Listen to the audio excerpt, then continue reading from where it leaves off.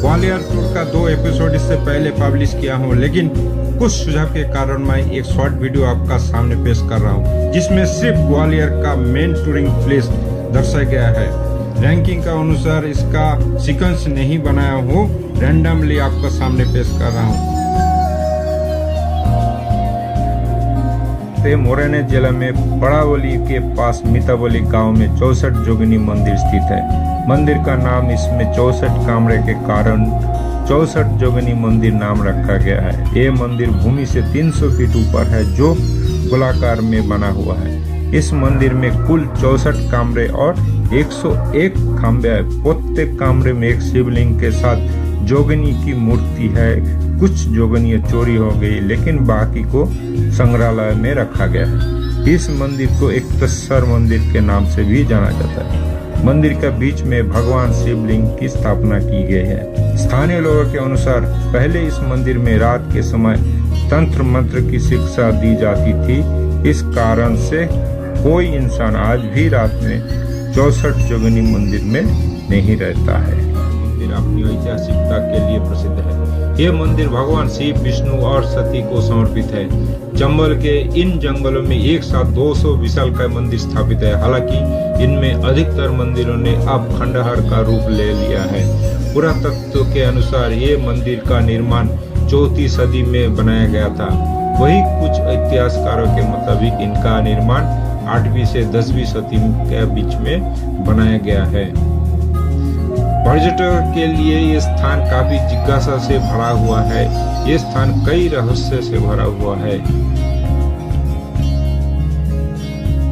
शनिदेव मंदिर ग्वालियर शहर के पास मोरैना में एक प्राचीन हिंदू धार्मिक स्थल है। हर शनिवार यहाँ हजारों भक्त भगवान शनि की पूजा करने के लिए मंदिर जाते हैं। ये भगवान शनिदेव का एक बहुत पुराना मंदिर है, जिसे शनिचर मंदिर का नाम से जाना जाता है। शनिचर रेलवे स्टेशन नाम का एक छोटा रेलवे स्टेशन भी मंदिर के पास स्थित है। शनिचर मंदिर के इतिहास के बारे में एक महाकाव्य कथा है। हिंदू पौराणिक मान्यताओं के अनुसार ये वही वास्तविक स्थान है जहां शनिदेव को भगवान श्री हनुमान जी द्वारा लंका अब श्रीलंका से छुड़ाने के लिए उतारा गया था। लंका में रावण की कैद जिस स्थान पर शनि देव उतरे उसे शनि पर्वत के नाम से जाना जाता है। और मंदिर की किंवदंतियों के अनुसार लैंडिंग प्रभाव इतना अधिक था कि इसने एक गड्ढा बना दिया। लेकिन भूवैज्ञानिक के अनुसार कुछ लाख साल पहले इस जगह पर एक उल्कापिंड गिरा था और इसलिए इसके प्रभाव से गड्ढा बन गया था। और चट्टाने जो शिला जिसने शनि देव की मूर्ति बनाई गई थी, गिरे हुए उल्कापिंड की याद दिलाती है। प्रसिद्ध शनि सिग्नापुर और सिरसा में एक ही चट्टान है जो इस स्थान से ली गई है और संबंधित स्थानों पर भगवान शनि के रूप में पूजा की जाती है। मंदिर का निर्माण महान सम्राट विक्रमादित्य द्वारा पहली शताब्दी ईस्वी पूर्व में किया गया था।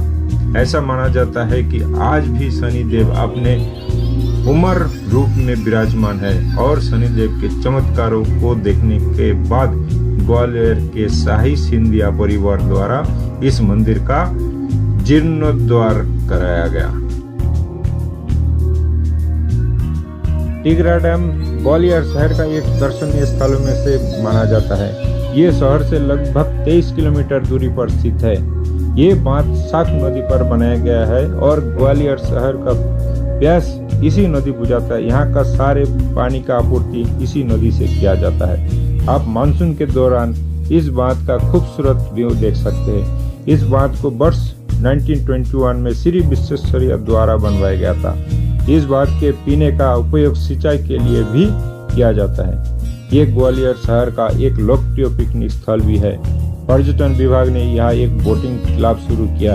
यहाँ पर आप स्पीड बोटिंग, जलपरी बोट, पैडल बोटिंग और वाटर स्कूटी राइड का मजा ले सकते हैं। गुप्तेश्वर महादेव का मंदिर लगभग 250 साल पुराना है। ये मंदिर सिटी से 5 किलोमीटर दूरी पे है और इस पहाड़ को अमरावत पहाड़ के नाम से भी जाना जाता है। ऐसी मान्यता है कि सालों पहले यहाँ गाय चरने के लिए आती थी। एक बार गायों का झुंड यहाँ पहुंचा। इनमें से एक गाय का दूध सतत ही निकलने लगा। देखने वालों को कुछ भी समझ नहीं आ रहा था। जहाँ गाय का दूध गिरा वहाँ शिवलिंग प्रकट हुआ, जिसे वही स्थापित कर दिया गया। शिवलिंग को गुप्तेश्वर नाम दिया गया। बाद में सिंधिया परिवार ने मंदिर का निर्माण करवाया। गुप्तेश्वर महादेव और आसपास की पहाड़ियों पर्यटन के दृष्टि से भी काफी महत्वपूर्ण है। सामान्य दिन की तुलना में वर्षा ऋतु में यहाँ सर्वाधिक शहरवासी पहुँचते हैं।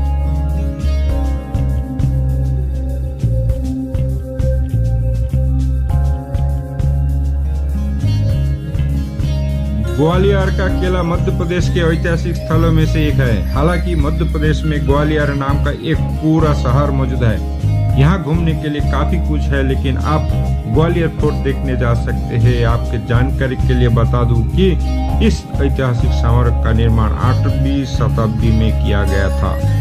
8वीं शताब्दी में निर्मित इस फोर्ट को भारत का जिब्राल्टर भी कहा जाता है।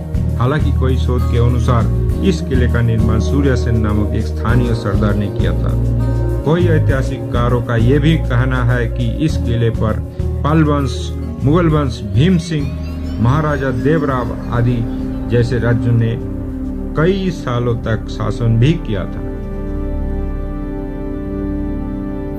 देश में मंदिरों का प्राचीन इतिहास रहा है। ये मंदिर न सिर्फ भारतीय संस्कृति को दर्शाता है, बल्कि ये वास्तुकला को अद्भुत दर्शन भी करवाते हैं। मंदिरों के विकास में गुप्त काल में राजाओं ने काफी योगदान दिया।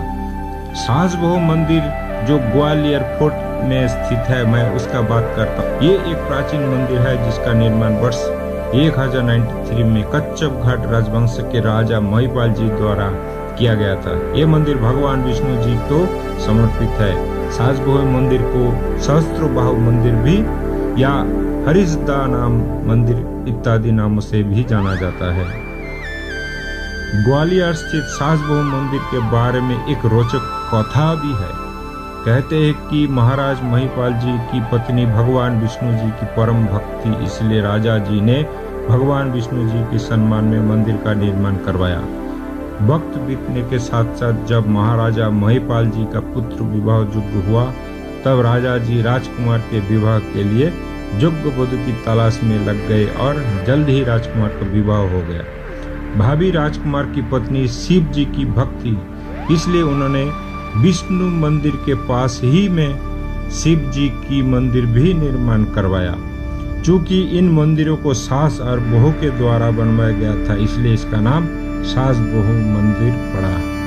ये एक पुराना मंदिर जो अपनी शानदार वास्तुकला के लिए जाना जाता है। तेलिका मंदिर जो ग्वालियर किला परिसर के भीतर स्थित है, स्थानीय परिवहन के माध्यम से ग्वालियर से आसानी से पहुंचा जा सकता है।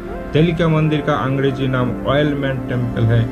ऑयलमैन का मंदिर ग्वालियर किले का सबसे पुराना मंदिर है जो 11वीं शताब्दी का है। तेलिका मंदिर की ऊंचाई लगभग 100 फीट है। ये ग्वालियर किले की सीमा के भीतर सबसे ऊंचा और सबसे सुंदर मंदिर है। ये मंदिर भगवान विष्णु को गरुड़ के रूप में समर्पित है। तेलिका मंदिर की मुख्य विशेषता गरुड़ भगवान विष्णु का पर्वत की विशाल आकृति है। तानसेन का मकबरा इसी ग्वालियर शहर में स्थित है। मध्य प्रदेश का ये ग्वालियर शहर अपनी ऐतिहासिक धरोहरों को संजोकर रखने के लिए प्रसिद्ध है। इसी ग्वालियर शहर में तानसेन जी और उनके गुरु मोहम्मद घोष दोनों की ही कब्र स्थापित है। इतिहासकार द्वारा इस महान शख्सियत के दफनाए जाने के बारे में आपस में थोड़े मतभेद है। कुछ का मानना है कि उनको मुस्लिम रिवाजों से दफनाया गया, तो कुछ का कहना है कि उनकी अंतिम क्रिया हिंदू रीति रिवाज से पूर्ण हुई। तानसेन की इच्छा के मुताबिक ही उनके कब्र उनके गुरु घोष के बगल में ही बनाए गए थे। मुगल बादशाह अकबर और उनके सहयोगी मित्र भी इस अंतिम यात्रा में सम्मिलित हुए थे। कारण था कि दोनों ही शख्सियत महान थे। तानसेन को संगीत सम्राट के पदवी से नवाजा गया। वही उनके गुरु मोहम्मद घोष जी एक प्रसिद्ध सूफी संत थे।